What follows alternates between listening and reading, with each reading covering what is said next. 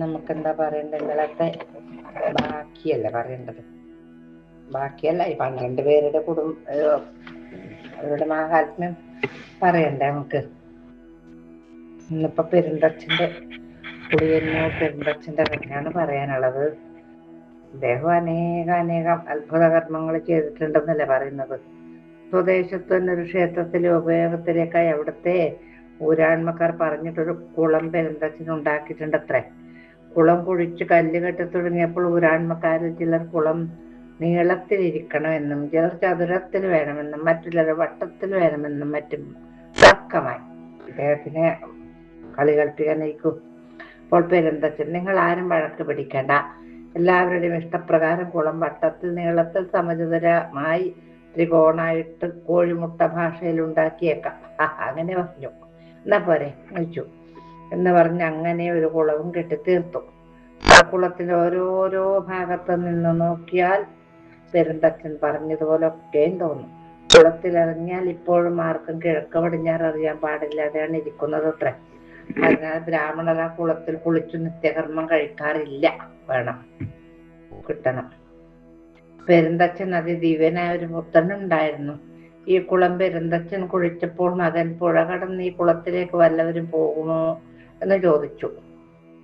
അന്ന് കുളം ക്ഷേത്രത്തിനടുത്തും പുഴ വളരെ അകന്നുമായതിനാൽ ഇതെന്താടാ ഈ ഭ്രാന്ത് പറയുന്നത്, പുഴ എത്ര ദൂരെ കിടക്കുന്നു എന്ന് പെരുന്തച്ഛൻ പറഞ്ഞു. ആട്ടെ കാണാം എന്ന് മകനും പറഞ്ഞു. കുറച്ചു കാലം കഴിഞ്ഞപ്പോൾ ദൂരെ കൂടി ഒഴുകിക്കൊണ്ടിരുന്ന നദി കുത്തിപ്പാഞ്ഞ് അമ്പലത്തിന്റെയും കുളത്തിന്റെയും മധ്യ ഒഴുകി തുടങ്ങി. അപ്പോൾ അമ്പലം ഇക്കരെയും കുളം അക്കരെയും ആയിത്തീർന്നു. ആറ് കടന്നാരും കുളത്തിലേക്ക് പോകാതെയുമായി. ഇപ്പോഴും ആ സ്ഥിതിയിൽ തന്നെയാണ് ഇരിക്കുന്നത്. പുഴ കടന്നിട്ട് ആർക്കും വരാൻ പറ്റുന്നില്ല. പിന്നെ പെരുന്തച്ഛനോട് നദിയിൽ ഒരു പാലം പണിതു. അതിന് കുറെ ദിവ്യത്വമുണ്ട്. പാലത്തിന്റെ ഒരറ്റത്തൊരു പാവയുണ്ട്. മറ്റേ അറ്റത്ത് ആള് കയറുമ്പോൾ പാവ കീഴ്പോട്ട് താണു തുടങ്ങും. ആള് പാലത്തിന് മധ്യത്തിലാകുമ്പോൾ പാവ വെള്ളത്തിൽ മുങ്ങും.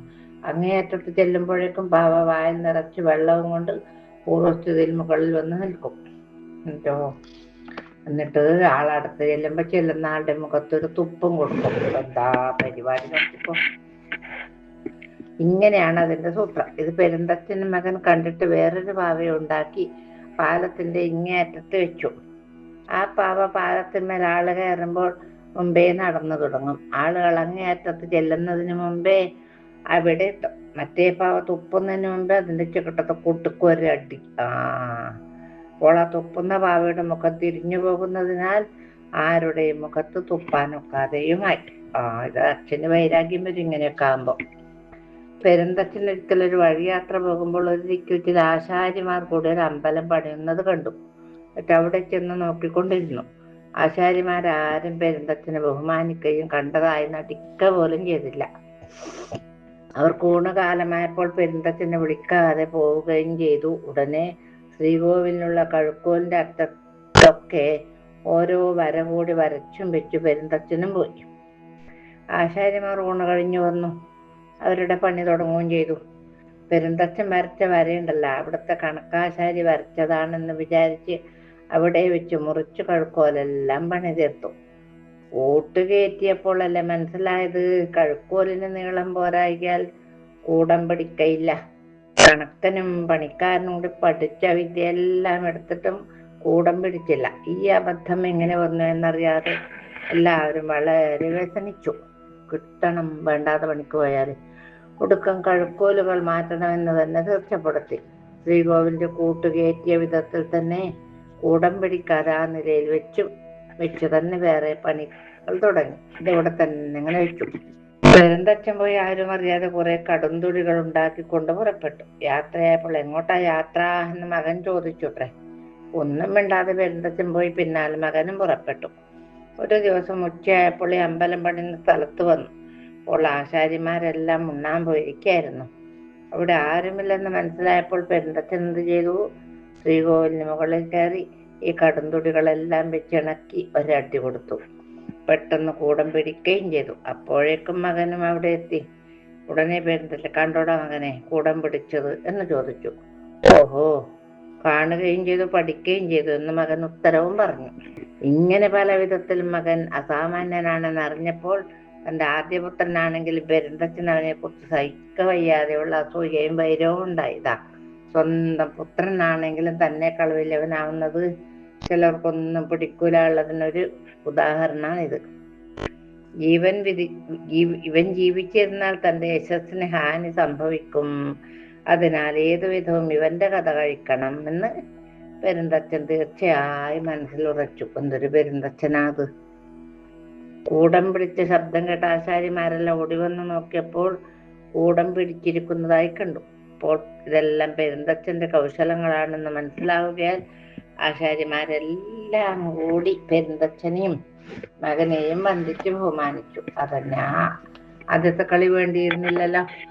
അന്ന് മുതൽ പെരുന്തച്ഛനെയും മകനെയും കൂടി പണിക്ക് പ്രധാനന്മാരായി ചേർക്കുകയും അവർ കൂടി പണി തുടങ്ങുകയും ചെയ്തു. അക്കാലം മുതൽ ആശാരിമാർ പണിതുകൊണ്ടിരിക്കുന്ന സ്ഥലത്ത് മറ്റാശാരിമാർ വന്നാൽ അവർക്ക് കൂടി ചോറ് കൊടുക്കാതെ ഇവർ ഉണ്ണുകയില്ലെന്നൊരേർപ്പാടും വെച്ചു. അങ്ങനെയല്ലേ വേണ്ടത്. പിന്നെ അവിടെ പണിതുകൊണ്ടിരുന്ന കാലത്ത് പെരുന്തച്ഛൻ അമ്പലത്തിന് മുകളിൽ ഇരുന്നുകൊണ്ട് താഴെ കുനിഞ്ഞിരുന്ന് പണിയെടുക്കുന്ന മകന്റെ കഴുത്തിലേക്ക് ഒരു വലിയ ഉളി കൈമോശം വന്നുപോയി എന്ന ഭാവത്തിലിട്ടു. ഉളി വന്നു വീണ് കഴുത്ത് രണ്ടായി മുറിഞ്ഞ് മകൻ മരിക്കുകയും ചെയ്തു. എന്തൊരക്ഷനാണിപ്പത്! ഈ സംഭവങ്ങൾ ഉണ്ടായിരിക്കുന്ന തിരുവല്ലയിൽ വെച്ചാണെന്നാണ് കേട്ടിരിക്കുന്നത്. തിരുവല്ല. പെരുന്തച്ഛൻ സ്വദേശത്തുള്ള നമ്പൂരിമാരുടെ ആവശ്യപ്രകാരം അവിടെയും ഒരമ്പലം പണിതിട്ടുണ്ട്. അവിടെ സോപാനത്തിങ്കിൽ നിന്ന് ശ്രീകോവിലകത്തേക്ക് കയറുമ്പോൾ ഇടക്കിടക്ക് തല മുട്ടുമെന്ന് തോന്നും. കണ്ടാല് ആ ഒരു രീതിയിലാണ് അതിന്റെ പണി. സാധാരണയായി കയറുകയും ചെയ്താൽ മുട്ടുകയും ചെയ്യില്ല. തല മുട്ടിയേക്കുമെന്ന് സംശയിച്ചു നിൽക്കുകയോ കുനിയുകയോ ചെയ്താൽ തല മുട്ടുകയും ചെയ്യും. പോരെ. അങ്ങനെ ഒരു വിദ്യയുണ്ട്. അവിടെ പ്രതിഷ്ഠിച്ചിരിക്കുന്ന ബിംബവും പെരുന്തച്ഛൻ ഉണ്ടാക്കിയതാണ്. നമ്പൂരിമാരെല്ലാം കൂടി ഒരു ബിംബം ഉണ്ടാക്കി കൊടുക്കണം എന്ന് ആരോട് പറഞ്ഞു? പെരുന്തച്ഛനോട് പറഞ്ഞു. അങ്ങനെ ആവാം എന്ന് പെരുന്തച്ഛൻ സമ്മതിച്ചു. ഏത് മൂർത്തിയുടെ വിഗ്രഹമാണ് വേണ്ടതെന്ന് നമ്പൂരിമാർ പറഞ്ഞതുമില്ല. അത് പറയണ്ടേ? പെരുന്തച്ഛൻ ചോദിച്ചതുമില്ല. തമ്മിൽ പിരിഞ്ഞു കഴിഞ്ഞപ്പോഴാണ് പെരുന്തച്ഛൻ അതിനെക്കുറിച്ച് വിചാരിച്ചത്. എല്ലാവരും അത്താഴം കഴിഞ്ഞ് കിടക്കുന്ന സമയം അവരവരുടെ ഇഷ്ടദേവതയുടെ പേര് പറഞ്ഞ് പ്രാർത്ഥിക്കുമല്ലോ. നമ്മളിപ്പോ നാരായണ നാരായണ നാരായണ പറയും. ചിലവര് എൻ്റെ പെരുമാളി എന്ന് പറയും, ചിലവര് ജഗദംബികായി നമ എന്ന് പറയും, ചിലവര് ശ്രീ മഹാദേവ എന്ന് പറയും. അങ്ങനെ ഉണ്ടല്ലോ നമുക്കൊരു പതിവ്. അതിനാൽ നമ്പൂരിമാർ കിടക്കുന്ന സമയം എന്ത് പറയുന്നു എന്നറിയണം. അതാണ് അറിയേണ്ടത്. അതറിഞ്ഞാൽ അവരുടെ ഇഷ്ടദേവതയുടെ വിഗ്രഹം ഉണ്ടാക്കി കൊടുക്കാമല്ലോ എന്ന് വിചാരിച്ചിട്ട് ഈ പെരുന്തച്ഛൻ എന്ത് പണിയെടുത്തു? പല ദിവസമായി നമ്പൂരിമാർ കിടക്കുന്ന സമയത്ത് അവിടെയൊക്കെ പോയി ഒളിച്ചു നിന്നു. അവരെല്ലാം കിടക്കുന്ന സമയത്ത് അവിടെ കിടാ ഇവിടെ കിടാ എന്നും പറഞ്ഞുകൊണ്ടാണ് കിടക്കുക പതിവ്. അല്ലാതെ ഈശ്വരനാമം ഒന്നും പറയുക പതിവില്ല. ഒടുക്കം പെരുന്തച്ഛൻ എന്നാൽ ഇവിടെ കിടാ എന്നും പറഞ്ഞൊരു ബിംബം ഉണ്ടാക്കി കൊടുത്തു. അങ്ങനെ ഒരു ബിംബം ഇപ്പോഴും ഇവിടെ കിടക്കുന്നുണ്ട്. മൂർത്തി എന്താണെന്ന് ആർക്കും നിശ്ചയവുമില്ല. ഇവിടെ കിടാന്നതിന്റെ പേര്. പെരുന്തച്ഛൻ ഒരു ദിവസം രാവിലെ അഗ്നിഹോത്രിയെ കാണാനായി അദ്ദേഹത്തിന്റെ ഇല്ലത്ത് ചെന്നിരുന്നു. ഏട്ടനെ കാണാൻ. പെരുന്തച്ഛനും മറ്റും അഗ്നിഹോത്രിയുടെ ഇല്ലത്ത് ചെന്ന് ശ്രാദ്ധമൂട്ടേണ്ടുന്ന ദിവസങ്ങളിൽ അല്ലാതെ അകത്ത് കിടക്കാൻ പതിവില്ല. പുറത്തു പോയി നിൽക്കും. അതാണ് പതിവ്. മറ്റുള്ള ദിവസങ്ങളിൽ അവിടെ ചെന്നാൽ യഥാക്രമം പുറത്തു നിൽക്കുകയേ പതിവുള്ളൂ താനും. അതിനാൽ പെരുന്തച്ഛൻ അന്ന് ചെന്നിട്ട് പടിക്ക് പുറത്താണ് നിന്നത്. അവിടെ നിന്നുകൊണ്ട് അഗ്നിഹോത്രി അപ്പോൾ എന്ത് ചെയ്യുകയാണെന്ന് അന്വേഷിച്ചു. അപ്പോൾ അദ്ദേഹം സഹസ്രാവൃത്തി കഴിക്കുകയാണെന്ന് ഭക്തന്മാർ പറഞ്ഞു. ഉടനെ പെരുന്തച്ഛൻ എന്ത് അറിയാ, അവിടെ ഇരുന്ന് നിലത്ത് ചെറുതായിട്ടൊരു കുഴി കുഴിച്ചു. പെരുന്തച്ഛൻ പിന്നെ അന്വേഷിച്ചപ്പോൾ അഗ്നിഹോത്രി ആദിത്യ നമസ്കാരത്തിലാണ് എന്നാണ് പറഞ്ഞത്. അപ്പോഴും പെരുന്തച്ഛനൊരു കുഴി കുഴിച്ചു. കുഴി രണ്ടായി, നോക്കിക്കോളണേ. പിന്നെ അന്വേഷിച്ചപ്പോൾ അഗ്നിഹോത്രിക്ക് കഴിച്ചുകൊണ്ടിരുന്നത് ഗണപതി ഹോമമായിരുന്നു. പെരുന്തച്ഛൻ അപ്പോഴും ഒരു കുഴി കുഴിച്ചു. ഇങ്ങനെ പെരുന്തച്ഛൻ അന്വേഷിച്ചപ്പോഴൊക്കെ അഗ്നിഹോത്രി വിഷ്ണു പൂജ, ശിവപൂജ, സാളഗ്രാമ, പുഷ്പാഞ്ജലി, വൈശ്യം മുതലായി ഓരോന്ന് കഴിച്ചുകൊണ്ടിരിക്കുകയായിരുന്നു. അപ്പോഴെല്ലാം പെരുന്തച്ഛൻ ഓരോ കുഴി കുഴിക്കുകയും ചെയ്തു. നേരം ഉച്ചയായപ്പോഴേക്കും അഗ്നിഹോത്രി പുറത്തു വന്നു. അപ്പോൾ പെരുന്തച്ഛൻ ദേവാരമെല്ലാം കഴിഞ്ഞു ജ്യേഷ്ഠാന്ന് ചോദിച്ചു. ഓഹോ, ഏകദേശം എല്ലാം കഴിഞ്ഞു. പെരുന്തച്ഛൻ വന്നിട്ട് വളരെ നേരം ആയില്ലേ, ഇരുന്ന് മുഷിഞ്ഞായിരിക്കും എന്ന് പറഞ്ഞു. അന്നേരം പെരുന്തച്ഛൻ ഒട്ടും മുഷിഞ്ഞില്ലേട്ടാ, എനിക്കും ഇവിടെ മെനക്കേടുണ്ടായില്ല. ഞാൻ അനേകം കുഴികൾ കുഴിച്ചിട്ടുണ്ട്, പക്ഷെ ഒന്നിലും വെള്ളം കണ്ടില്ല.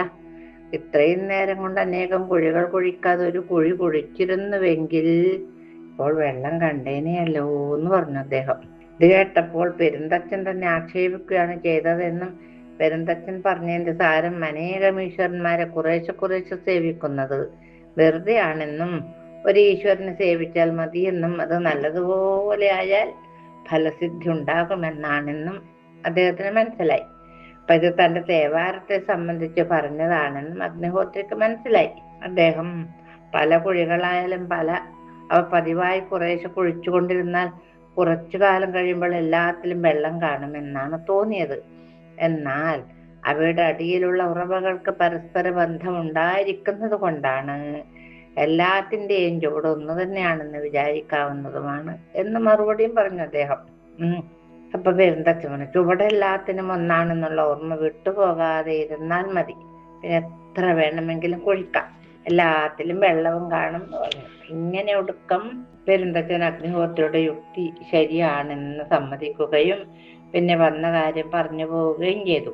ഇനി പ്രസിദ്ധനായ പാക്കനാരുടെ ചില കഥകൾ കൂടി പറയാതെ ഈ ഉപന്യാസം സമാപിക്കുന്നത് ശരിയല്ലെന്ന് തോന്നുന്നു. അതുകൊണ്ട് ചിലത് പറയാം.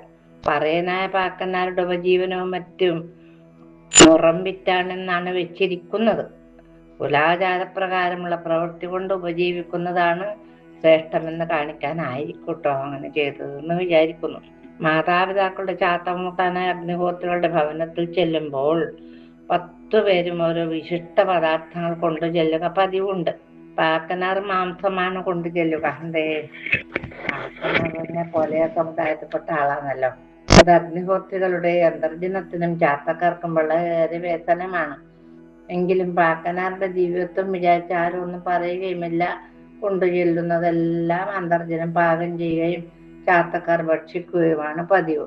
ഇനി ബാക്കി കാര്യം നമുക്ക് നാളെ പറയാം. അന്ന് പശുവിന്റെ മുല കൊണ്ടിരുന്ന ഒരു ഭാഗമാണ് നാളെ പറയാൻ. അദ്ദേഹം ഒരു ദിവസം വരുമ്പോ പശുവിന്റെ മുലയും കൊണ്ടാണ് വന്നത്.